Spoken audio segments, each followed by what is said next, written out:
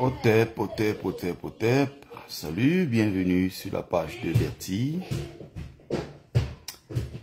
l'imperturbable négro-thérapeute, défenseur des causes justes qui avance malgré les vents contraires.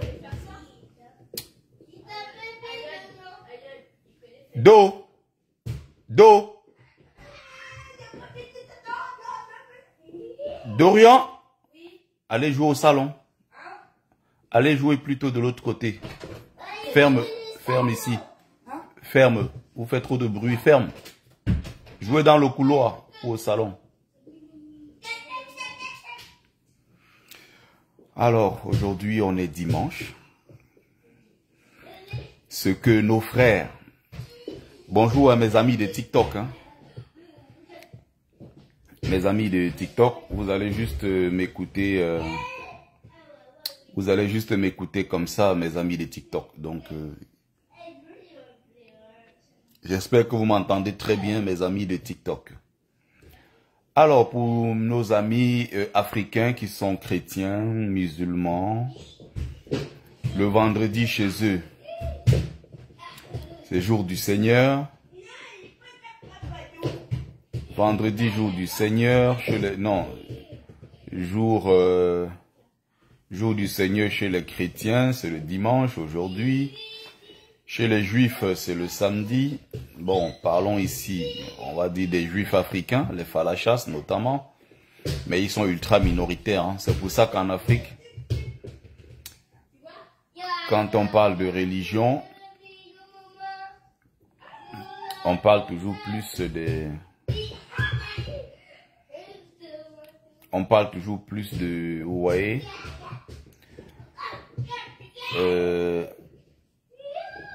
Oh là là, les enfants m'embêtent. Je sais pas si ça vous embête tant que ça. Oh.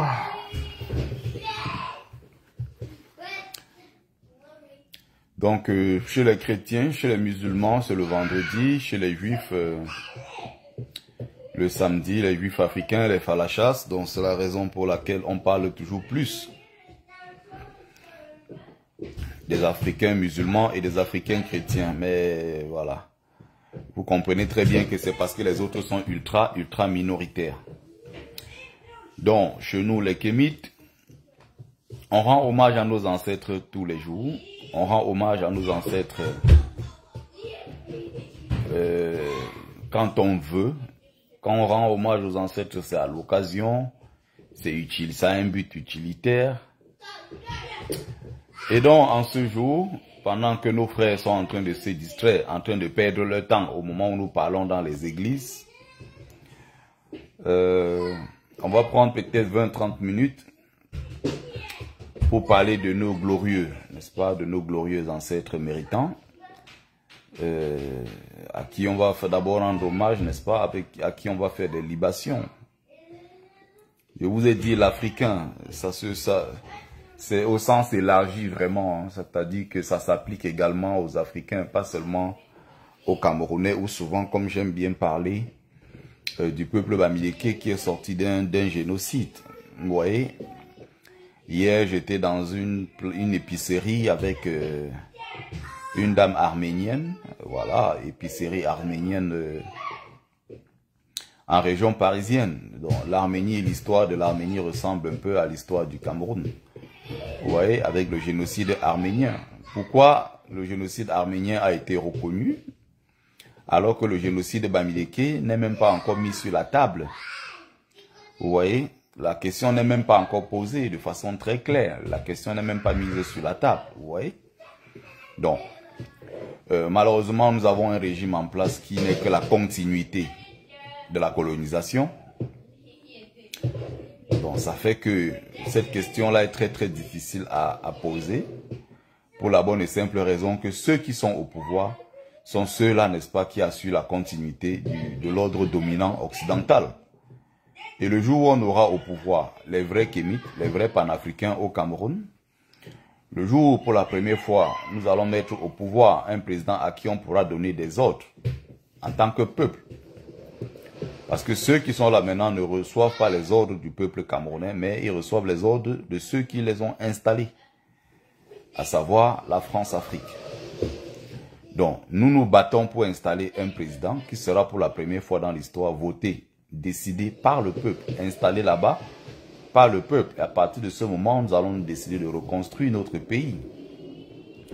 Donc, chaque matin quand vous vous levez, que vous soyez Manguissa, que vous soyez Bassa, que vous soyez Bamileke, que vous soyez Islamopel, que ce soit, je sais pas, que vous soyez Mundang, que vous soyez prenons le peuple sahélo-soudanien,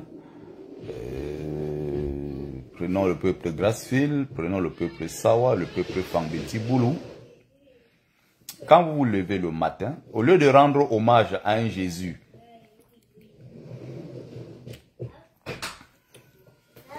fermez là, j'ai demandé de fermer. Vraiment.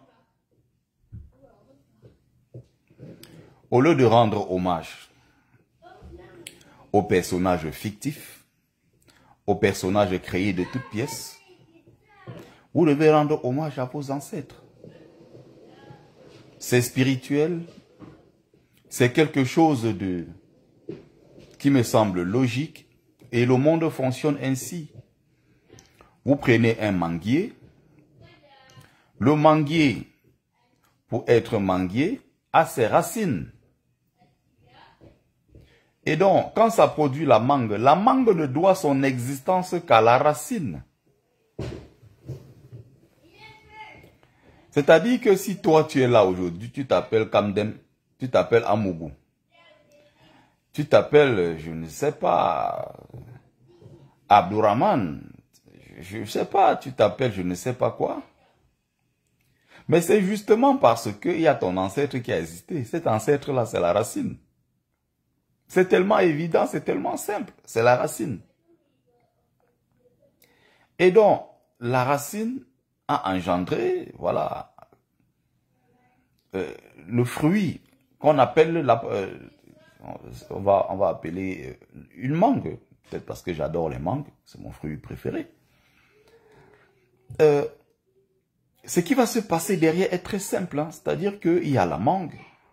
Et la mangue n'est que une résultante, n'est que la conséquence, n'est que le fruit du travail qui a été fait par le bas, c'est-à-dire par la racine. Mais l'Africain est le seul être humain sur la terre qui grandit, c'est-à-dire la racine qui va sortir, l'arbre qui va pousser et tout, qui va produire les fruits, et qui va plutôt aller remercier quelqu'un d'autre. La racine, par exemple, du goyavier. Mais la racine du goyavier ne peut pas produire la mangue. Ce n'est pas possible. Chaque fruit a ses racines. Tu ne peux pas planter un goyavier et tu attends récolter, n'est-ce pas, des mangues. Restons sur ces deux exemples-là. Sur cet exemple-là, tout simplement, avec les deux arbres. Tu te lèves le matin. Ceux qui ont fait des sacrifices pour que tu sois encore en vie, pour que tu sois présent aujourd'hui en tant que Kamdem. Quand tu vois le nom de Kamdem là, quand tu vois le nom de Amougou, tu vois le nom de Essomé, tu vois le nom de Moukoko, c'est l'invention de tes ancêtres. Maintenant, les noms de colonisation, nos noms d'esclaves, les Bertrand, les Henri, les Abdel Malik, ça, ce sont les noms d'esclaves. Ce ne sont pas des noms musulmans. Abdel Malik n'est pas un nom musulman. Il n'y a pas de nom musulman sur la terre, ça n'existe pas. Il n'y a pas de nom chrétien. Ce sont des noms d'esclaves. J'avais déjà fait une vidéo là-dessus, une courte vidéo, pour expliquer à nos frères, quand ils se convertissent à l'islam, on dit qu'on leur donne un nom musulman. Non, le nom musulman n'existe pas. Et l'acte de donner le nom, pourquoi on te donne un nom soi-disant musulman? Les peuples existent avant l'arrivée des religions. Les religions ne sont pas nées avec les peuples. Les peuples ont leur culture. Et qui dit culture dit langue. Donc les noms-là ont une existence avant l'arrivée des religions. Et ces noms-là ont une signification dans une langue et une culture bien précises et non une signification dans une religion. Si je prends Abdel Malik, Abd veut dire soumis. Certains peuvent le traduire comme esclave. Mais quand on dit Abd, que ce soit Abdelkader, Abdel Malik, Abdel, les Arabes, pour dire Malik, ils disent pour dire le roi, ils disent Malik. Donc Abdel Malik, donc quelqu'un qui est soumis au roi. Cette définition, cette signification-là, c'est dans une langue bien précise. Ce n'est pas dans une religion. Parce qu'il y a ceux qui s'appellent Abdel Malik, qui sont chrétiens. Parce que l'islam est arrivé dans le monde arabo-musulman, chez les Arabes, plus précisément, si vous voulez. L'islam est arrivé après le christianisme. Alors ceux qui étaient donc avant l'arrivée de l'islam, on les appelait comment? Pourquoi du jour au lendemain, quelqu'un s'appelle Abdel Malik et on veut faire croire aux gens que non, Abdel Malik est un nom musulman? Non. Et donc le naïf africain qui se convertit à l'islam va porter le nom d'Abdelkader ou Abdel Malik, croyant porter un nom musulman. Non, tu ne portes pas un nom musulman. Ce nom-là a existé dans la culture arabe avant l'arrivée de l'islam et même avant l'arrivée du christianisme. Donc ce n'est ni un nom chrétien, ni un nom musulman. C'est un nom arabe qui a une signification dans une langue arabe, dans la langue arabe. Donc l'acte maintenant de se convertir et de porter un nom voudrait dire quoi? Je me renie en tant qu'Africain, je renie mon identité, je renie mon patronyme, je renie qui je suis pour appartenir à une autre communauté que la communauté africaine. C'est un acte symbolique spirituel, c'est un acte que beaucoup ne comprennent pas. C'est une façon de te désosser, c'est une façon de réduire ton identité à néant. C'est pas pour rien qu'on te change ton nom pour te donner un soi-disant nom musulman, mais qui est en réalité un nom arabe. Ça veut dire que tu es désormais soumis aux Arabes. Puisque l'invention de l'islam, c'est leur invention. C'est l'invention de leurs ancêtres. Ils suivaient les traces de leurs ancêtres. Donc toi, le naïf africain, quand tu te convertis, on te dit, bon, désormais, quand tu vas prier, tes prières doivent être orientées vers le Vatican. Ou orienté vers la Mecque. Ça veut dire tes prières, tes énergies, ton énergie, tu l'envoies où? Tu l'envoies sur un territoire qui n'est pas l'Afrique. Et maintenant, eux qui sont le réceptacle là-bas, quand ils reçoivent cette énergie, qu'est-ce qu'ils en font? Sur le plan spirituel, tout ça, ça s'explique. C'est pour ça qu'on a besoin que tu te réunis toi-même. Bonjour Brigitte Medo. C'est pour ça qu'on a besoin, Myrène Nada, bonjour. C'est pour ça qu'il faut que tu te réunis d'abord en tant que personne. Il est même strictement interdit, même dans l'islam par exemple, de construire sa maison en orientant les toilettes vers la Mecque. Si tu as construit ta maison et tu as orienté le sens de tes toilettes vers la Mecque, ça veut dire que tu as fait un péché capital qui est impardonnable dans l'islam. Raison pour laquelle, vous voyez, beaucoup de millions de musulmans, par exemple, qui sont dans des pays chrétiens, occidentaux, ici où nous sommes, s'il faut bien suivre les règles de leur religion, ils font des péchés tous les jours. Et c'est-à-dire que même les prières qu'ils font là, c'est des prières qui vont dans le vide, tout simplement. Parce que le sens même de leur toilette, quand ils font des selles, ils font pipi, ils sont en train de faire pipi sur la plate de la Terre Sainte. En direction de la Terre Sainte, c'est strictement interdit. Et quand vous voyez dans les pays musulmans, eux, quand ils construisent en respectant la tradition islamique, la tradition architecturale islamique, ils n'orientent pas leur toilette vers la Mecque. Ils savent que c'est un péché. Mais maintenant, ceux qui sont ici, puisqu'ils ne sont pas dans un monde arabo-musulman ou musulman, tout simplement, qu'est-ce qu'ils font? Encore, j'allais dire musulman, mais c'est arabo-musulman, parce qu'il n'y a pas une architecture musulmane. Il n'y a pas une architecture islamique. Non, il y a une architecture arabe. C'est les Arabes qui ont créé leur architecture.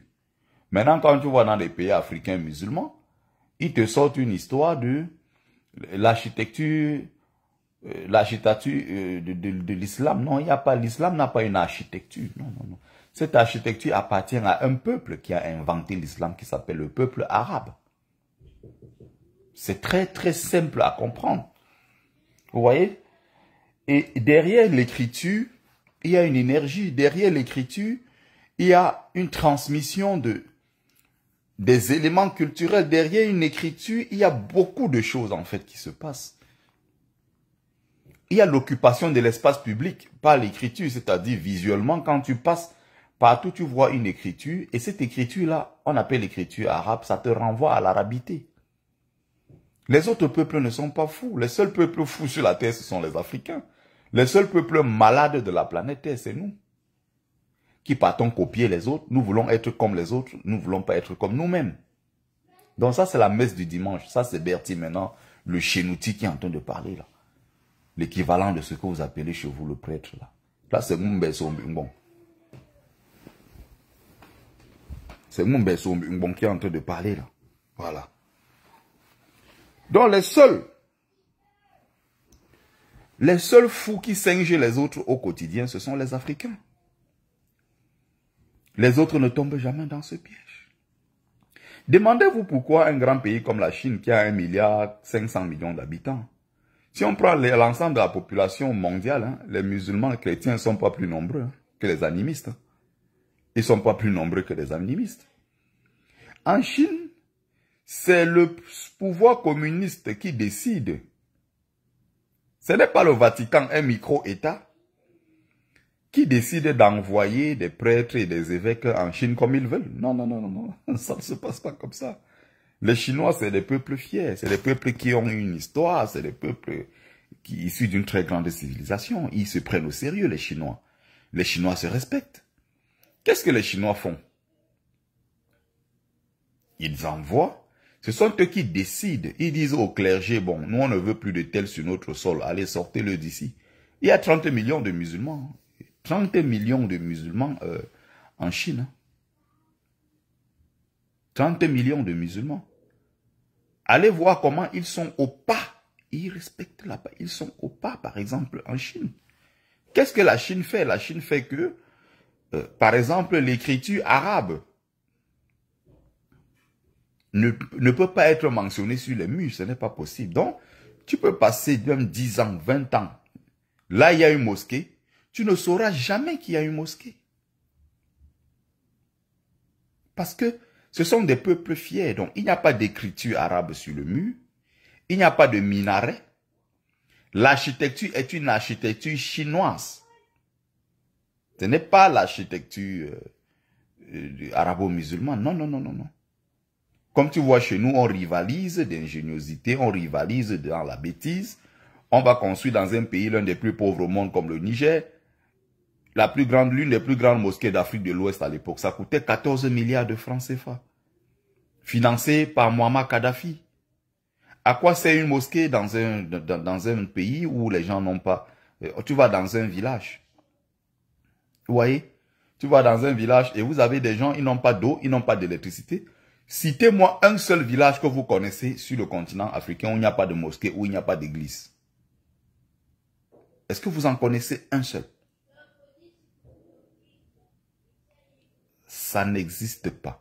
Dans tous nos villages, dans tous nos villages, il y a des problèmes d'eau, problèmes d'école, problèmes de route, problèmes d'hôpitaux, problèmes de. Mais remarquez que même le village le plus reculé a une petite église, a une petite mosquée. Mais on investit 14 milliards de francs CFA pour construire une grande mosquée. Et au Niger, c'était d'ailleurs à l'époque la plus grande mosquée d'Afrique de l'Ouest. Je crois que maintenant, la plus grande doit être celle du Sénégal. Je crois peut-être au Nigeria, il doit avoir une très très grande mosquée également. On vient construire comme ça une grande mosquée comme celle-là. Dans un pays comme le Niger, l'un des plus pauvres de la planète Terre. Financé par Muammar Kadhafi. Mais pendant ce temps, les populations meurent de faim au Niger. Moi, j'ai vécu au Niger. Ou du moins, je suis passé par le Niger. Les gens ont faim dans ce pays. Ce pays, c'est un pays l'un des plus pauvres de la planète Terre. Quand on dit que les gens vivent avec moins d'1 euro, ça fait rigoler. Au Niger, je sais pas, c'est moins 20 centimes, moins de combien de centimes. Moi, je sortais du Cameroun à l'époque. Pour moi, 500 francs, c'est rien. 1000 francs, c'est rien. Mais je me souviens encore d'un Madou, dans la ville d'Agadez, là où il y a l'uranium, l'uranium que la société française qu'on appelait, il y avait une société française là, qui exploitait, maintenant ça a changé de nom, c'est devenu maintenant Orano, n'est-ce pas? Celle qui exploitait cette société-là, l'uranium et tout ça. Areva, voilà, ça s'appelait Areva. Areva aujourd'hui est devenu Orano. J'ai vécu au Niger. Quand j'ai dit à Madou lui-même déjà qui est là, affalé, mince, fatigué et tout ça, il a une femme, il a des enfants et tout, mais il n'arrive même pas à manger. Il y a des mouches partout. Je n'ai jamais vu autant de mouches comme ça dans ma vie. Et j'ai dit, mais Madou, allons au restaurant. Il me dit, non. Les 500 francs là, on va aller manger au restaurant. Tu peux me donner ça, je vais donner à ma femme. On va sauter un petit riz, un petit truc pour que la famille mange. Mais j'étais choqué. J'avais mal, je regarde ça, je dis, mais c'est pas possible. Et même quand je vais au restaurant, je dis, je vais aller manger au restaurant. Je paye 500 francs ou 800 ou 1000 francs pour avoir un plat de nourriture. À peine je commence à manger, je m'arrête là. Je dis, je peux pas continuer parce que... Et tu vois, le Nigérien, lui, il mange mais il lèche même les doigts. Mais moi, je n'arrive pas à manger parce que il y avait du sable tout le temps dans leur nourriture. Il y a du sable dedans. Mais je sais pas comment ils sont habitués à manger avec du sable à l'intérieur. On te sert du riz avec un genre de haricots là, comme ça qu'on te met dessus. Tout le temps, il y a du sable dedans. Je n'arrivais pas. C'est des pays où tu te retrouves avec tes frères africains et autres, mais en même temps, tu es déconnecté d'eux, en fait. Du fait peut-être que déjà tu ne sois pas musulman, c'est une barrière. Le fait que tu ne parles pas le Hausa, c'est une barrière. Pourtant, on est tous africains, mais il y a quelque chose toujours qui te déconnecte d'eux. Il y a quelque chose, je comprends pas. Donc, pour revenir à ce que j'étais en train de dire, c'est la Chine qui va décider de comment elle traite, n'est-ce pas, ces 30 millions de musulmans. C'est la Chine qui décide de comment elle traite ces quelques millions de dizaines de millions de chrétiens. Mais l'ensemble du pays reste un pays animiste. C'est un pays profondément animiste, la Chine. Ils pratiquent le culte de leurs ancêtres. Ils sont 1,5 milliard. 1,5 milliard là, ça dépasse même déjà peut-être tous les musulmans de la planète Terre. Les Chinois seulement. On prend des animistes dans d'autres pays du monde entier. Les animistes sont beaucoup plus nombreux. Donc, pour revenir à la perte de repère du peuple noir. Bon, quand on te convertit, on te dit, oui, désormais, tu dois t'appeler Bertrand. On te baptise, on t'appelle Bertrand. Pourquoi on te baptise en fait? Est-ce que les gens se posent la question sur le baptême? C'est quoi baptiser quelqu'un? Pourquoi on ne te baptise pas avec un bois, avec du sel, avec peut-être une cola? Pourquoi on ne te baptise pas? Mais pourquoi on te baptise avec de l'eau, l'eau? Quelle est donc la portée réelle, la signification réelle, ou même symbolique si vous voulez aussi, de l'eau? Pourquoi on te trempe? L'action de l'eau là, c'est quoi? Qu'est-ce que ça signifie dans le monde spirituel, l'eau? Pourquoi on te trempe dans une eau pour te baptiser? Et quand tu sors de là, on dit que tu es né de nouveau. Ça veut dire quoi, être né de nouveau? Ça veut dire qu'on a balayé l'ancien toi pour que tu redeviennes quelqu'un d'autre. Et ce quelqu'un d'autre là n'est pas ce que tu veux. Mais ce quelqu'un d'autre est ce que eux ils ont choisi pour toi. C'est-à-dire que tu deviens leur instrument. Qui ils veulent que tu deviennes. C'est pour ça que moi, les affaires des signes de croix, les prières, les chansons et tous ces trucs à la gloire de Jésus et tout ce qui va avec, ça ne sortira jamais de ma bouche. Mais comment je vais me comporter moi en tant que kémite? Je suis un ancien chrétien confirmé et tout ce que vous voulez. Mais j'ai rejeté complètement le christianisme. Je pratique le culte de mes ancêtres. Je ne pratiquerai jamais le culte d'un ancêtre arabe. Le prophète Mohammed, sallallahu alayhi wa sallam, ne me ressemble en rien. Je ne lui ressemble pas. Donc, si on remonte dans l'histoire, on me met moi aujourd'hui Sikanti. On prend Botanguna. On prend n'importe quel autre ancêtre. On est sûr que je ressemble à cet ancêtre-là. Parce que c'est mon ancêtre. Mais si on me prend, on remonte, on prend le prophète Mohammed. Non, il n'y a aucune chance que je lui ressemble. Mais pourquoi moi je vais laisser le culte pratiqué par mes propres ancêtres pour aller pratiquer le culte des Arabes? Pourquoi je vais laisser le culte pratiqué par mes ancêtres pour aller pratiquer le culte des Indo-Européens à travers le christianisme? Pourquoi je dois laisser le nom? Mon ancêtre me donne le nom de Sikanti. Je laisse ce nom de Sikanti pour aller porter un nom soi-disant, un nom musulman ou un nom chrétien, qui ne sont rien d'autre que des noms de personnes soumises. Parce qu'il y a des chrétiens, il y a des gens dans le monde entier qui sont musulmans.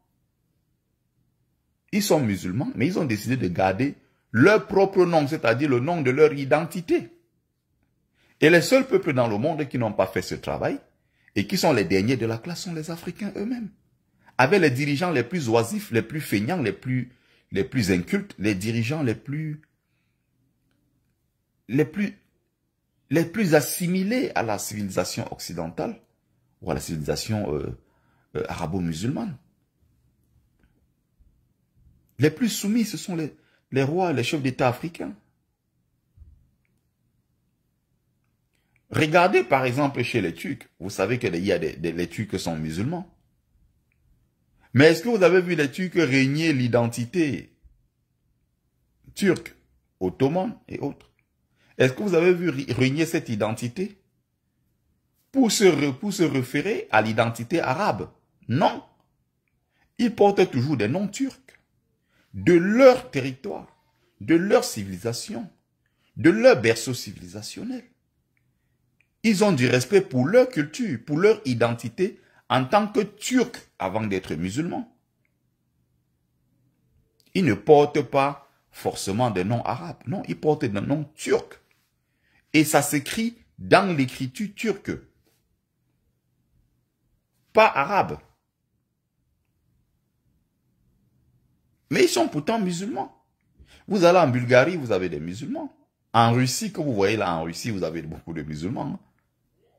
Il y a pratiquement une vingtaine de millions de musulmans en Russie. Mais est-ce que vous voyez que la façon de pratiquer leur islam en Russie a quelque chose à voir avec ce qui se fait en Arabie Saoudite ou bien dans les États wahhabites? Parce que l'islam actuel là qui a pris place dans le monde, c'est l'islam wahhabite qui vient de Wahhat. Wahhab. C'est pour ça qu'on parle du wahhabisme. Donc, à quel moment vous pensez, par exemple, que l'Africain, dans cette histoire, a embrassé, par exemple, le fait religieux, a essayé quand même quelque part de protéger sa culture? Mais comment tu peux avoir toi-même ton propre rapport à la transcendance? Comment tu peux avoir un héritage laissé par tes propres ancêtres qui te dit que moi, mes ancêtres, pour louer leur Dieu, pratiquaient louer Dieu de telle ou telle manière? Et tu laisses ça toi parce que celui qui t'a agressé pendant l'esclavage et pendant la colonisation t'a dit que ce n'était pas bon et tu jettes ça à la poubelle pour aller embrasser aujourd'hui un autre peuple, la façon d'un autre peuple de louer son Dieu, de louer Dieu. Autrement dit, tes ancêtres sont des êtres inférieurs. Tu as validé le fait que tes ancêtres soient des êtres inférieurs pour aller embrasser la culture et la façon d'un autre peuple de pratiquer le même culte. Non, non, non, ne viens pas ici à la caméra. Ne viens pas ici. Je vais te taper, hein. Va au salon, là. Va donner à Dorian et va casser, d'accord? Viens, viens. Viens. tu retires, tu mets dans le plat et tu demandes à Dorian de casser. D'accord? Ferme la porte, ferme la porte. Voilà mon champion. Donc, les Turcs et autres, non, ils ont quand même gardé les éléments de leur culture parce que c'est un peuple qui a quand même une dignité. Les Russes, les Bulgares que vous voyez, il y a des musulmans là-bas. Il ne faut pas oublier que l'islam avant d'arriver dans la partie, avant d'arriver dans la partie aujourd'hui que vous voyez, avait d'abord tenté une percée en passant par la partie de la Bulgarie et autres pour entrer en Europe. C'est quand ils ont été bloqués lors des guerres de conquête, ils ont perdu. Et c'est quand ils ont donc perdu cette guerre, parce qu'ils allaient faire le djihad, ils allaient convertir les autres peuples. Et quand ils sont arrivés de ce côté-là de l'Europe, ils ont été bloqués. Ils sont donc redescendus pour passer par le nord de l'Afrique, c'est-à-dire au Maghreb actuel. Ils sont passés par le Maghreb pour remonter maintenant vers l'Europe de l'Ouest, pour convertir les populations là-bas. Moi, j'ai été à Grenade. Quand tu vas à Grenade en Espagne, dans le sud, plein sud de l'Espagne, mais l'Empire musulman a régné là-bas pendant 800 ans. Quand vous y allez encore, vous voyez des mosquées, des minarets, des trucs partout qui sont de la civilisation arabo-musulmane. Ils se sont succédés là-bas pendant 800 ans. L'Espagne actuelle que vous voyez là était sous domination musulmane. Est-ce que vous avez l'impression que la façon de pratiquer l'islam dans ces pays-là, ou la façon de pratiquer le christianisme dans d'autres pays, ça se rapporte à ce que nous voyons en Afrique, avec des folies actuelles où des pasteurs exploitent les gens, des pasteurs qui agressent partout, des fidèles qui se lèvent, qui volent à gauche, à droite pour aller donner aux pasteurs, les gens qui dansent, ils tombent partout comme des fous, tu marches partout dans nos rues en Afrique, les enfants ne peuvent plus réviser leurs leçons, en plus des bars qu'il y a partout, dans des quartiers, vous avez des mosquées partout, des églises partout, les gens crient partout, on ne respecte rien. On ne respecte rien du tout. Mais alors, on ne respecte rien du tout. Est-ce que vous avez l'impression que ces gens-là, à un moment, ont du respect pour leur propre personne, pour leur propre civilisation? Les Africains, c'est les plus égarés dans cette histoire. Pourquoi? Parce qu'ils n'ont pas les dirigeants dignes de ce nom, capables de comprendre les enjeux. Vous allez dans une réunion mondiale où on trouve des dirigeants de tous les pays du monde qui se retrouvent lors d'une réunion ou d'une organisation, une association des États du monde. Vous voyez l'arabe qui débarque, il est habillé en tenue traditionnelle arabe. L'arabe arrive, n'est-ce pas, avec son turban, avec, je sais pas, il vient d'une zone désertique. Ses ancêtres sont toujours habillés comme ça. L'arabisation, c'est quelque chose. Il arrive, il fait comme ses ancêtres le faisaient. Le blanc arrive, il fait comme ses ancêtres faisaient. Les asiatiques arrivent comme les ancêtres. Les autres arrivent comme les ancêtres le faisaient et tout. En fait, le seul qui débarque et qui ressemble à tout le monde, qui veut ressembler à tout le monde, c'est le nègre. Il n'y a que lui pour faire ça. Le président Macky Sall est allé en Arabie Saoudite, on l'a chassé. On a dit qu'il était atteint de Covid et tout. Président d'un grand pays. Un grand pays comme le Sénégal, leur président va là-bas, il se fait humilier. On lui met des trucs là sur le nez. On lui met les masques sur le nez, alors que eux, les Arabes, ne portent pas de masques. Moi, j'ai demandé l'autre jour que, mais attendez, vous là, quand vous partez là-bas faire le pèlerinage, après on vous appelle El Hajj. El Hajj veut dire étranger. L'arabe même qui est saoudien dans son propre pays ne va jamais s'appeler El Hajj. Est-ce que vous avez vu quand on appelle les arabes là-bas, on met El Hajj devant? Non, l'islam c'est la religion de leurs ancêtres. Ce sont eux les créateurs, les initiateurs. D'ailleurs, le prophète, il est arabe. Quand on prie en direction de la Mecque. L'islam se pratique en langue arabe. L'écriture est arabe dans l'islam. Ceux qui dirigent qui prennent les décisions au sein de l'islam sont des Arabes, alors qu'ils forment seulement les 20% de la population mondiale. Les pays dans le monde où il y a le plus de musulmans, ce n'est pas les pays arabes. L'Indonésie a 300 millions de musulmans. Vous allez, il y a 300 millions de musulmans en Inde. Vous allez partout, au Pakistan, dans tous ces pays qui sont plus peuplés que l'ensemble de tous les pays arabes réunis. Mais comment se fait-il que ceux qui prennent des décisions au sein de l'islam, ce sont toujours des Arabes? C'est la religion de leurs ancêtres. Tout est né là-bas, ça a commencé là-bas.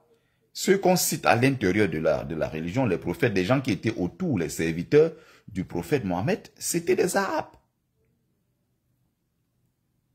C'était des Arabes. Et pour la seule fois qu'on cite un noir dans le Coran, c'est un esclave. On parle de Bilal. Celui qui sonnait le truc là, à la mosquée là, qui appelait la prière. On va te parler de Bilal, c'est tout. C'est le seul noir qui est cité dans le Coran. Et il est cité dans le Coran comme quoi? Il est cité comme esclave. Un esclave qui avait été libéré par le prophète, qui est arabe. Mais si un prophète arabe a libéré un noir, mais qui avait été mis en esclavage par les mêmes arabes, il n'a fait que réparer une faute qui avait été commise. En quoi c'est un exploit? Parce qu'aujourd'hui, quand vous voyez, quand tu veux parler, l'arabe te dit que oui, le prophète, rappelle-toi de Bilal, Bilal avait été libéré par le prophète. Donc on prend la position du libérateur, c'est-à-dire que c'est un arabe qui est venu libérer un noir. Mais on oublie de te dire que non, il a été enchaîné par un autre, par les mêmes arabes. Donc cet enchaînement-là, cette chaîne mentale doit être déchaînée, elle doit être mise à la poubelle. Et le premier problème part de là, la décolonisation de tous ces esprits-là. Religieusement, même nos dirigeants sont enchaînés. Vous voyez quelqu'un qui s'apprête à aller diriger tout un pays, il se met à genoux. Il dit que Dieu va nous aider. Dans quel pays au monde est sérieux on compte sur Dieu pour développer un pays? Dans quel pays au monde? Les pays les plus riches, les plus développés au monde sont les pays où on croit le moins en Dieu. Mais vous avez des Africains qui vous disent, Dieu va nous sauver. Vous voyez, même au Burkina Faso, tous les nouveaux héros là, de l'AES et tout, ils sont englués dans les affaires de religion à un niveau que ce n'est plus bon.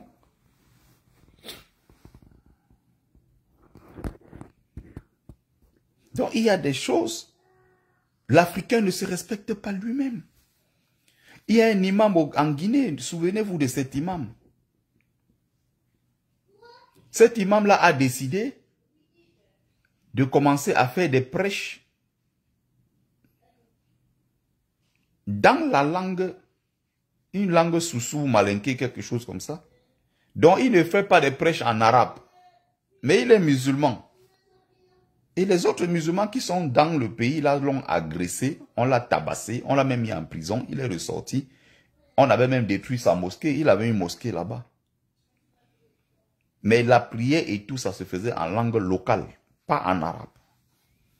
Mais je me demande comment tu peux prendre la religion des gens et en même temps, tu veux rejeter l'arabité. Non, si tu prends, c'est un packaging. Au bout d'un moment, soit tu te décides, tu sors de tout ça. Tu prends l'héritage même de tes propres ancêtres que tu valorises. Tu prends la vision du monde de tes ancêtres que tu mets en valeur. Plutôt que de faire le copier-coller et vouloir retirer la partie qui t'arrange, conserver ce qui ne t'arrange pas. Conserver ce qui t'arrange, pardon, et rejeter ce qui ne t'arrange pas. Pourquoi tu penses que tu vas aller à l'intérieur de l'islam, essayer de modifier de la langue arabe pour pratiquer le même islam, mais plutôt dans ta langue locale? Dieu entend toutes les langues, puisque c'est lui qui a créé toutes les langues d'après leur délit. Mais dans ce cas, si Dieu a créé, c'est lui qui a créé toutes les langues, c'est lui qui a l'origine de tout. Mais pour t'adresser à Dieu, tu n'as pas besoin de t'adresser à Dieu étant assis dans une mosquée. Tu n'as pas besoin de t'adresser à Dieu dans la langue arabe. Tu l'adresses à Dieu dans ta propre langue directement. Moi, quand je m'adresse à mes ancêtres, je veux m'adresser à Angelo Nkenya. Si je veux m'adresser à Mbotela Tekungum, si je veux m'adresser à Manchi, si je veux m'adresser à Matinkou, si je veux m'adresser à Mbotanguna, si je veux m'adresser, je ne sais pas, à Mandoum, j'ai envie de parler, je leur parle dans ma langue, la langue qu'ils comprenaient quand ils étaient en vie. Je suis leur fils, quand je viens, je leur parle. Je m'appelle tel, je suis ton fils. Je viens comme ça te donner cette offrande. Je viens te verser cette eau pour apaiser aussi ton cœur, pour égayer, n'est-ce pas, apporter la joie, pour te demander aussi la bénédiction, moi en tant que ton descendant. Je viens te rendre visite parce que je suis fier de ce que tu as accompli sur terre et de ce que tu m'as transmis comme héritage, comme valeur. Je suis ton enfant, je m'appelle tel. Je verse, je fais la libation, je verse l'eau, pendant que je verse, je parle. Pour m'adresser à Mbotanguna, moi je dois passer par un arabe. Depuis quand?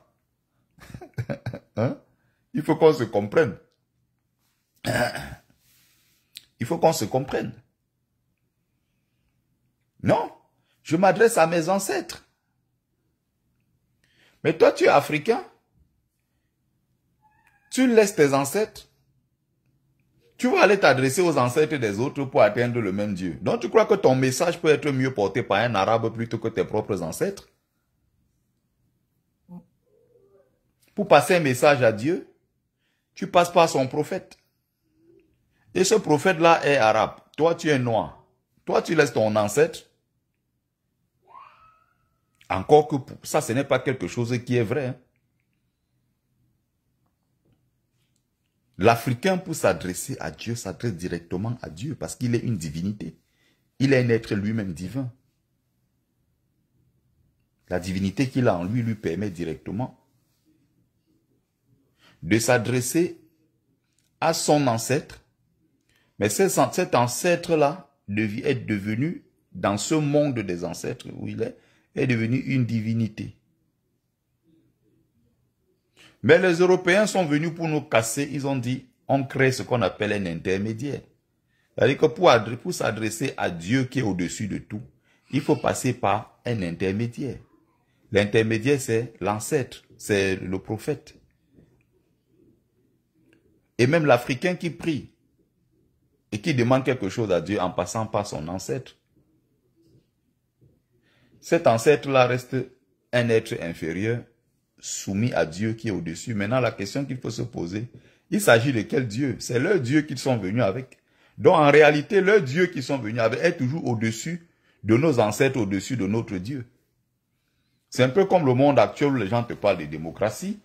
Ils te parlent du monde en tant que village planétaire.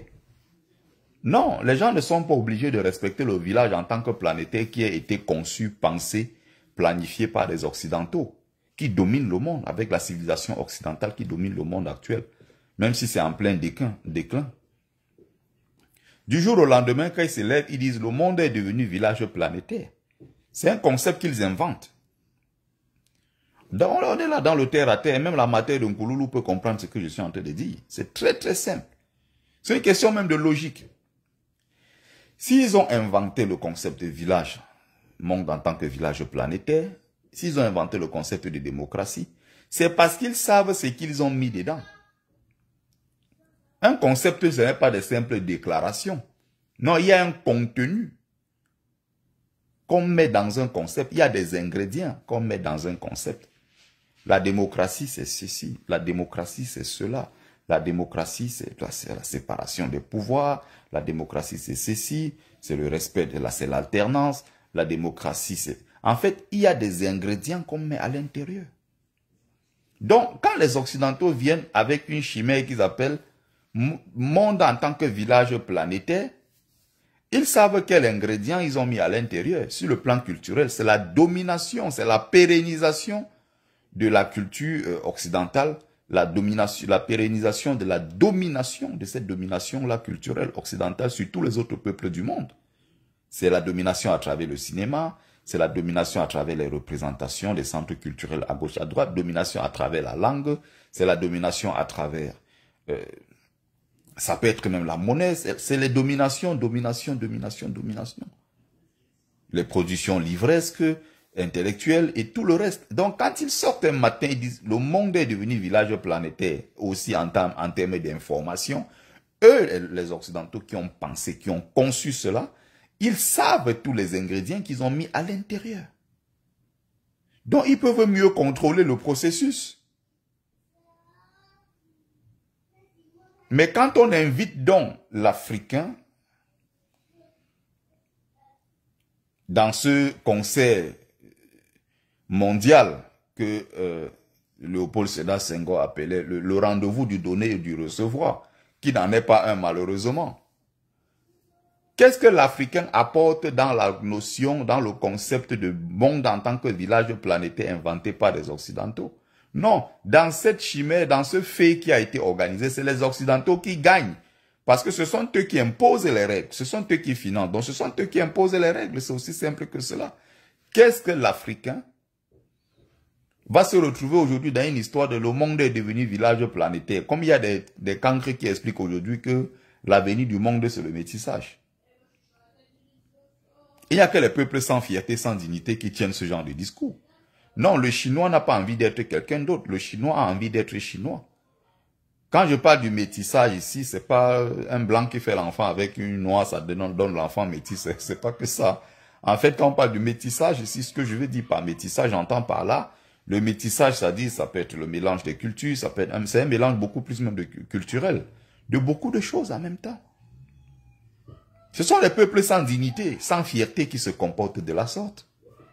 Il faut voir ici, même quand tu es au boulot, tu vois des collègues, quand ils ont le blanc en face d'eux, tu sens qu'il y a quelque chose qui les diminue. Quand ils ont le blanc en face d'eux, tu sens qu'ils perdent en confiance. Même ceux qui ont été à l'école, ceux qui n'ont pas été à l'école, devant le blanc, ils ont le même comportement. Tu sens qu'ils se sentent diminués quelque part. Tu ne vois pas ce nègre-là qui est fier de lui, qui peut lever la tête, qui peut dire des choses, qui peut penser à un certain nombre de choses et le dire sans avoir peur de quoi que ce soit. Non, tu les vois tous, ils sont diminués. C'est-à-dire que même quand il est le chef, on lui dit c'est toi qui dois donner les ordres ici parce que tu es le chef. Quand il est face au blanc, il ne donne pas les ordres de la même manière que quand il donne l'ordre à son frère noir. Ce sont des psychoses, ce sont des maladies élargies sur le continent africain, sur le peuple noir. Comment on fait pour guérir ça? Comment on fait pour soigner cela? Ça passe par la reconquête de sa confiance perdue. La confiance perdue là, il faut retrouver cette confiance en nous-mêmes en tant que peuple. Ça passe par l'amour de soi. Ça passe par le retour aux sources, c'est-à-dire qui nous sommes en tant qu'Africains. C'est quoi la religion de nos ancêtres? C'est quoi notre histoire? Vous croyez que quand moi je suis fier aujourd'hui, qu'émite, assumé, fier que je suis aujourd'hui, vous croyez que je l'étais il y a 10 ans, il y a 15 ans? Non. J'avais aussi des complexes, j'avais plein de trucs que je n'arrivais pas à comprendre. Il y avait certaines difficultés, certains mots, je n'arrivais pas à mettre un mot dessus, M-O-T cette fois-ci. Je n'arrivais pas parce que c'était compliqué, je n'arrivais pas. Mais une fois que j'ai fait ce travail, j'ai décidé de me réconcilier avec moi-même. J'ai décidé de reconnecter avec l'ancestralité qui est en moi, avec cette puissance divine qui est en moi. Quand j'ai décidé de me reconnecter à l'héritage de mes ancêtres, parce que je suis le plus grand héritier de la planète Terre, de toutes les civilisations du monde, l'être humain qui a le plus grand héritage de la planète Terre, c'est le noir, c'est l'Africain. Les Blancs sont des déshérités. Les Arabes, alors qu'il n'y a même pas une race au monde qu'on appelle une race d'Arabes. Tout ça, c'est des flux, des métissages. Nous devons nous retrouver. Vous comprenez? Nous devons nous retrouver en tant que peuple qui nous sommes. Le peuple sur la planète Terre qui a le plus grand héritage, c'est le peuple noir. Et ce n'est pas un héritage à défendre seulement sur le continent africain. En allant partout sur la planète Terre, vous allez retrouver des civilisations qui sont des civilisations africaines. Et ce sont des civilisations à défendre. C'est l'héritage de nos ancêtres. Donc nous sommes des grands héritiers de toutes les civilisations du monde. Mais que faisons-nous maintenant de cet héritage? C'est là la vraie question. Nos ancêtres sont ceux-là qui ont bâti la civilisation la plus brillante, la plus puissante de l'histoire de l'humanité, c'est l'égyptienne. 5000 ans de règne.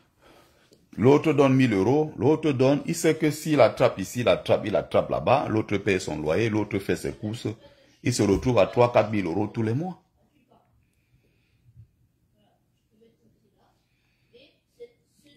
Le gigolo, c'est comme ça qu'il s'en sort. Donc, pour revenir au sujet, bonjour Marie-Ange Feuillou. Voilà, justement, c'est ce que je voulais dire tout à l'heure. Merci de me le rappeler. Pourquoi ils autorisent les fouilles archéologiques sur ce qui se passe en Égypte, un peu partout, où on va dans des tombeaux, dans des cimetières, on retire les ossements de quelqu'un, on va exposer dans un musée. Mais pourtant, eux-mêmes, c'est interdit dans leur religion. C'est la preuve qu'ils sont conscients que ce ne sont pas leurs ancêtres, donc ils s'en foutent. Ils en ont fait un élément des articles de commerce et tout qu'on expose dans des musées. Les gens viennent payer pour visiter et ils repartent. En Arabie Saoudite, est-ce que tu peux aller dans des endroits creusés, dire que tu veux extraire la tombe, extraire je ne sais pas quoi de tel prophète ou de tel arabe, ceci, c'est strictement interdit. Tu peux pas te permettre ça. Ou au Yémen, tu vas aller creuser quoi au Yémen? Si peut-être tu peux aller creuser, on peut te dire, ok, comme le Yémen, hein, c'est l'ancienne Afrique. Hein. Le Yémen est juste en face hein, de l'Éthiopie. Hein. Tu traverses là et tu es au Yémen. Il faut rappeler que la reine de Saba, quand elle régnait, c'était jusqu'au Yémen, hein, jusqu'au Yémen actuel, où d'ailleurs il y a une minorité qu'on appelle il y a une minorité africaine là-bas, hein, bien installée là-bas depuis des siècles. On les appelle les intouchables, voilà. Les intouchables yéménites. Allez voir. Pourquoi en Arabie Saoudite, au Qatar, dans tous ces pays-là, ils n'autorisent pas les fouilles sur leurs ancêtres? Il y a pourtant des sites là-bas. On pourrait aller creuser pour savoir qui était le compagnon de tel à l'époque, de ceci, de cela. Non, non, non, non, c'est strictement interdit. Mais en Égypte, on creuse. On fouille les tombes, on retire tout, on expose. Le ministère de la Culture se fait beau, du tourisme se fait beaucoup d'argent derrière ça. Ils s'en foutent, ils savent que ce ne sont pas les ancêtres. C'est pour ça que j'invite le peuple africain à faire des efforts, à bouger, à faire des choses. Quand tu vas ici au musée du Quai Branly, au musée du Quai Branly, quand j'étais allé là-bas, j'étais choqué, il y a quelques années. J'y étais encore quand il y avait l'exposition, la route des chefferies et tout ça, de l'exposition là, qui mettait en avant, n'est-ce pas, la culture camerounaise. J'étais encore là-bas, lors même de la masterclass de Djali Amadou Amal. Quand vous allez côté musée du Quai Branly, Jacques Chirac, là, vous payez, vous entrez, mais vous visitez. J'ai d'ailleurs une vidéo sur ma page YouTube. Je vais peut-être la sortir. En allant juste sur YouTube, regarder mes anciennes vidéos d'il y a 4-5 ans sur YouTube. Non, 4 ans, je crois, oui. Vous avez ça. C'est-à-dire que vous arrivez, vous avez la carte de l'Afrique, à part, sans l'Égypte.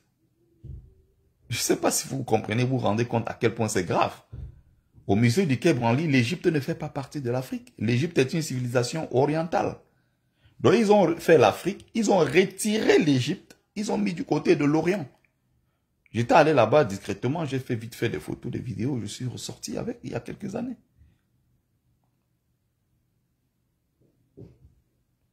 Vous regardez bien, là, ils ont sorti l'Égypte, ils ont mis en Orient, ils ont rattaché ça à l'Arabie Saoudite, Israël et tout le reste là.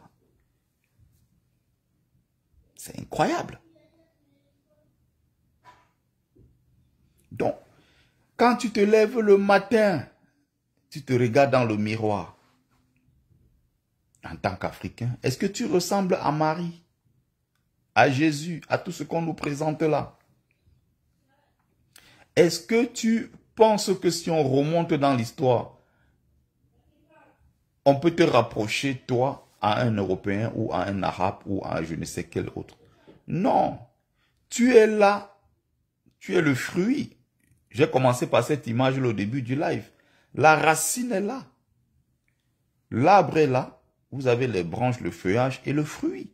Le fruit n'est que le produit de la racine, d'un processus qui a commencé depuis la racine. Ça a grandi et tout pour donner ce que ça donne. Donc vous, en retour, en reconnaissance de tout ce que vous êtes devenu aujourd'hui, vous devez dire merci à qui? À la racine. La racine, c'est qui? Ce sont vos ancêtres. Et donc vous avez des Africains qui laissent de rendre hommage à leurs ancêtres pour rendre hommage aux ancêtres des Arabes. Hommage aux ancêtres des Occidentaux, ou du moins ceux-là qui ont été conçus, parce que ce sont des égrégores aujourd'hui conçus à l'image des Occidentaux. Quand on parle du christianisme, on voit le Vatican directement. Même si le lieu de naissance du christianisme, ce n'est pas l'Europe. Mais ce christianisme-là, aujourd'hui, l'ont conçu. Donc l'énergie qui est portée par ce christianisme-là est une énergie occidentale. C'est cette énergie-là, c'est cette religion-là qui est venue coloniser chez nous. Qui est venue imposer tout ce que ils appellent valeurs. Que chez nous, pour certains cas, dans certains cas, ce sont des contre-valeurs.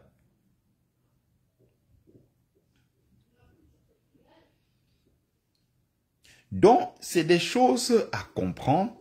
Il y a tout ce travail-là à faire. C'est un travail qu'il faut faire. Et ça commence encore par l'élite. Et si les élites eux-mêmes, intellectuelles, elles-mêmes, pardon, on dit une élite, si les élites intellectuelles ne peuvent pas se prononcer, ne peuvent pas prendre leurs responsabilités, ça n'aboutira à rien du tout. C'est une perte de temps. Le prochain président du Cameroun sera forcément soit chrétien, soit musulman, fier de l'être. Le prochain au Nigeria sera musulman, chrétien, fier de l'être. Même Ibrahim Traoré qui est au Burkina Faso, qui a reconnu en quelque sorte l'existence et l'a créé, il a mis sur pied un truc, là, une création pour la reconnaissance de culture traditionnelle africaine. Lui, il est musulman, fier de l'être. J'ai appris récemment qu'il a refusé le don de 200 mosquées venant du Qatar ou quelque chose comme ça. Si l'information est vérifiée, moi j'ai dit bravo. Parce qu'il ne faut pas que l'Afrique devienne le dépoutoir de tous les déchets de cette planète Terre. Où les gens sont chez eux, ils ont leur population à gérer, ils sont incapables de quoi que ce soit. Mais ils prennent l'argent du pétrole pour financer toutes les bêtises de partout dans le monde entier. En imposant une vision de l'islam qui est l'islam wahhabite. Il faut bien comprendre que ce qu'ils imposent là, non, non, non, non. C'est du wahhabisme qui vient d'Abdel Wahhab. Il y a plusieurs visions différentes de l'islam. L'Iranien ne pratique pas l'islam comme, je ne sais pas, le Saoudien. En Iran, c'est l'islam chiite, ce n'est pas l'islam sunnite. C'est deux visions de l'islam. Mais c'est toujours l'islam. Le christianisme, vous avez des catholiques, vous avez des chrétiens, des catholiques, pardon, des protestants, vous avez des églises de ceci, les églises de cela, vous avez des presbytériens, vous avez des gens, des luthériens, je ne sais pas quoi. Ils sont tellement nombreux. Vous avez les mêmes divisions là à l'intérieur de l'islam. Vous avez les chiites, vous avez les sunnites. Et ils se bagarrent pour ça. L'Irak a fait la guerre pendant 8 ans. Ils ont fait 8 ans de guerre, Iran-Irak. Iran-Irak, Iran-Irak. Ça a fait des milliers de morts. Sunnites et chiites. Les autres chiites étaient derrière l'Iran et les autres sunnites étaient derrière le... Attention. Ça va mon champion? Non, je t'ai dit de rester dehors. Ne venez pas devant la caméra. J'ai vu le dessin, c'est magnifique. Aaron, sors avec lui là. J'arrive là. Aaron, je vais m'énerver. Tu sais que je suis gentil au début, j'explique doucement. Une fois, 2 fois. Quand je vais m'énerver, allez, sors avec lui. Tu fais des vidéos? Je suis en train de faire une vidéo. Sur YouTube? Non, sur Facebook. Pourquoi YouTube? Mais toi, t'es un youtubeur. Oui, je suis youtubeur, je fais aussi sur YouTube. Je télécharge sur YouTube après. Mais là, je suis sur Facebook.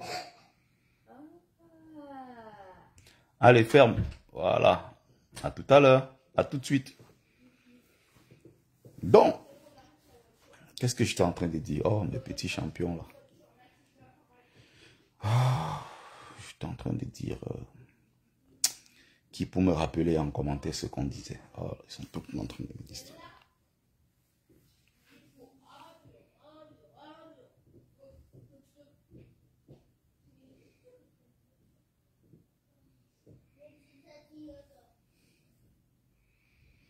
Alors, j'étais en train de dire quoi encore si je parlais de... Bon, vous qui m'écoutez là, qu'est-ce que je disais?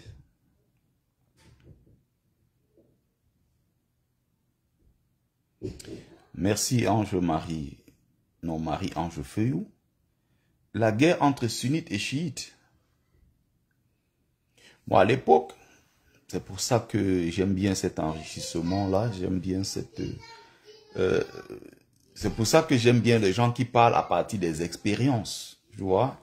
J'aime pas des gens qui parlent à partir de quelques connaissances, juste des connaissances livresques.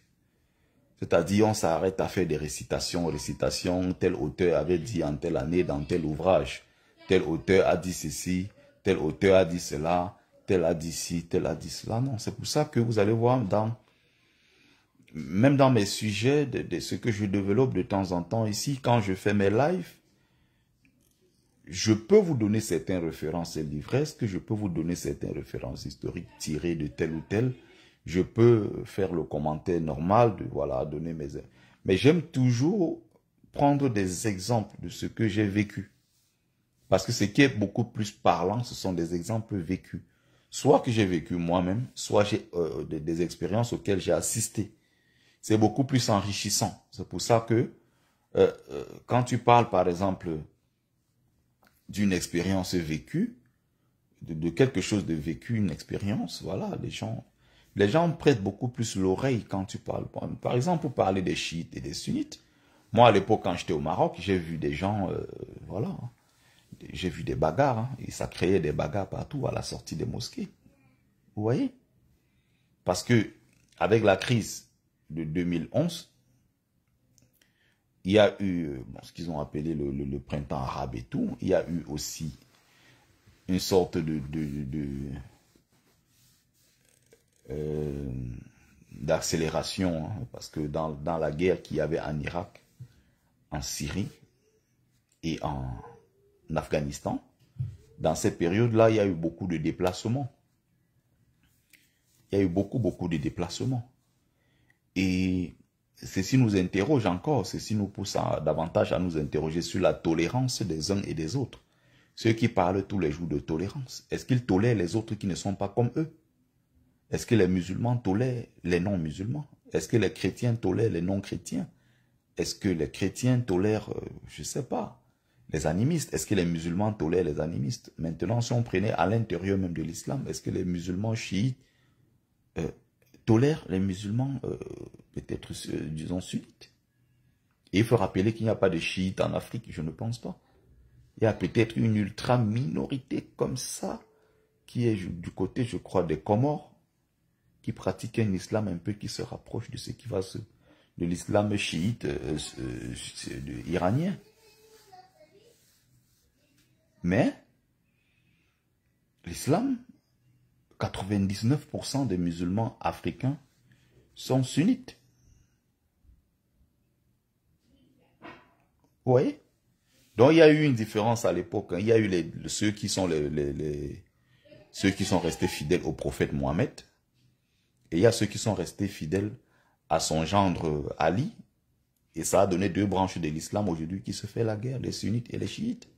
Et donc, à l'époque, au Maroc, vous aviez à Casablanca, un peu partout, dans des grandes villes surtout, les Syriens qui arrivaient en masse. Syriens, Irakiens, Afghans. Ils arrivaient en grande masse au Maghreb. Parce que pour aller en Europe, ils passaient par le Maghreb. J'en parle d'ailleurs dans mon livre, hein, Folie et calvaire des migrants. Vous aviez des Européens, bon voilà, qui permettent aux Occidentaux, aux Arabes d'entrer en Europe. C'est-à-dire que Syriens, Afghans et Irakiens se mettent au nombre de 300, 400, 500, voire 1000 personnes au même moment. et ils entrent directement en Europe. On ouvre la barrière pour qu'ils entrent en Europe. Mais tu es un noir, tu perds la tête, tu passes par là, on t'arrête, on te met en prison. Vous comprenez? Mais on laisse les Syriens, les Afghans, les Irakiens entrer. Le lendemain, ils remplissent tous.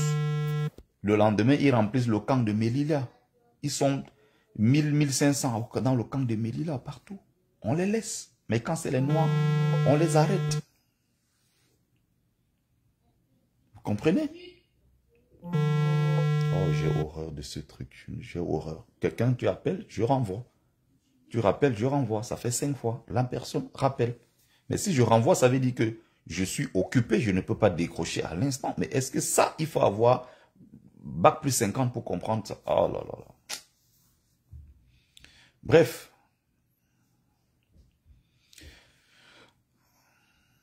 À la sortie des mosquées, il y avait des Syriens, beaucoup plus des Syriens, qui étaient des Syriens chiites. Vous voyez? Fuyant la guerre, ils se retrouvent donc dans un pays qui pratique l'islam sunnite, qui est le Maroc. Et dans leur façon de pratiquer, et souvent certaines façons de prononcer, certains mots, certains actes, il y a des choses chez eux qui ne sont pas autorisées. Et donc le sunnite marocain se pose des questions par rapport aux Syriens qui est chiite, et il y a certaines pratiques qui pour eux sont des insultes en fait.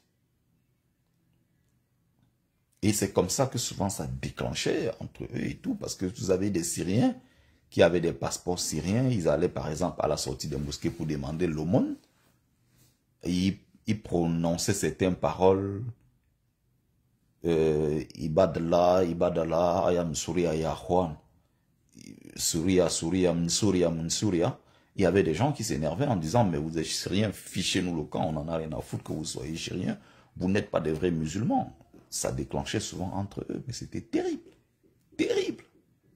La presse même à l'époque relayait ça un peu partout, où il y avait des déchirements et toutes ces choses-là.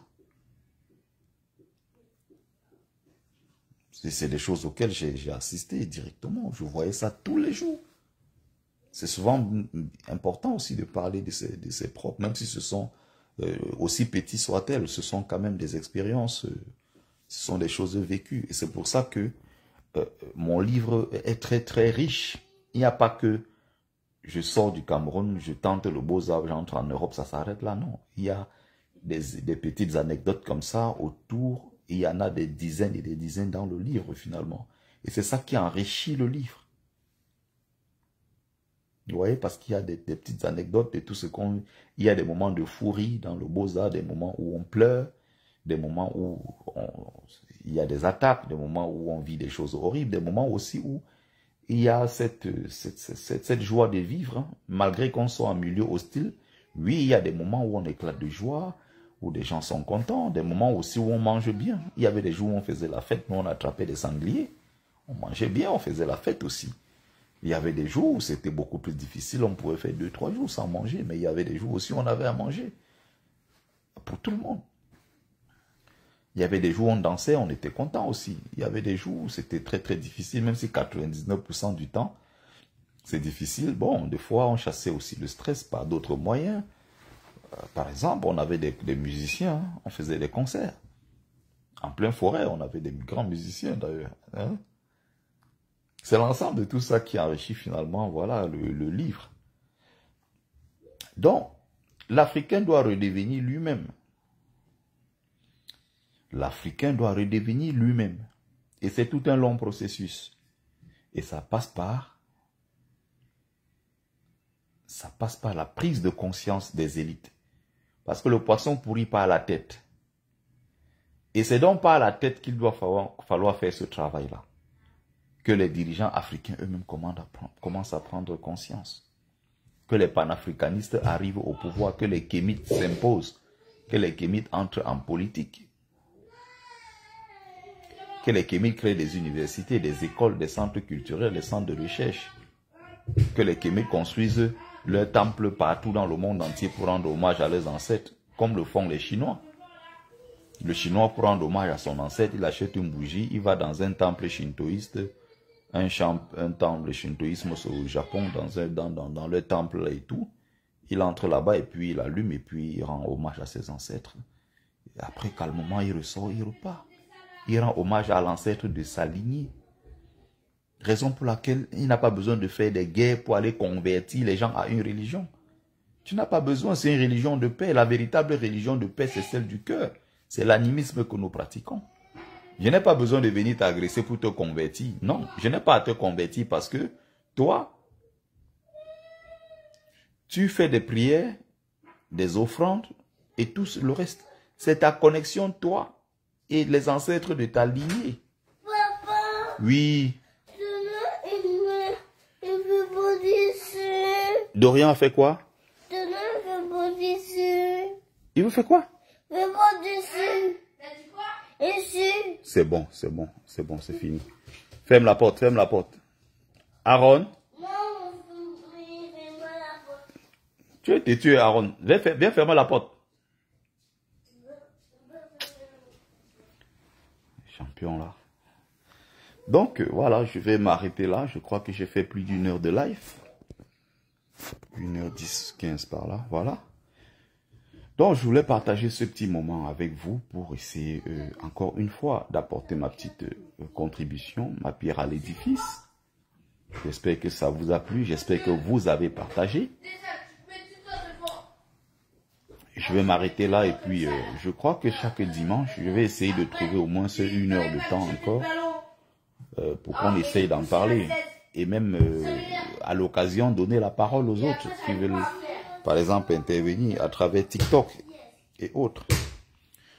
Donc, merci à ceux qui ont pris le temps de regarder le live.